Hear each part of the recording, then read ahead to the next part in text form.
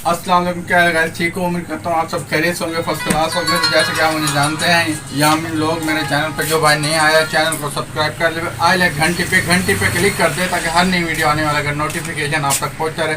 जो आज का हमारा जो टॉपिक है वीडियो बनाने का, वो ये है कि हमने मुकाबला लगाना है भाई मुजम्मिल के साथ।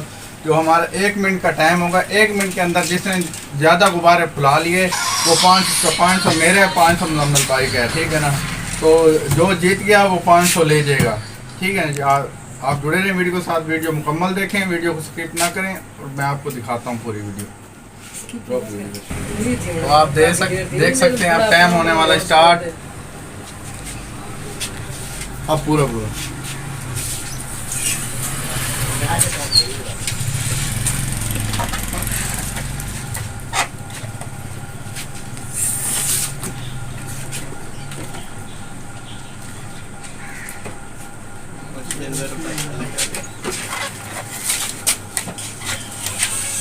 दो नहीं हमारा एक्सपीरियंस है नहीं कीजिएगा जमील भैया, पूरा फुलाओ ना। ये क्या छोटा सा गुब्बारा फुलाओ, ये गलत बात है ना यार।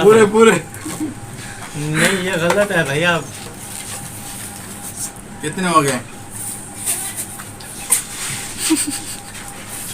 हंसी हो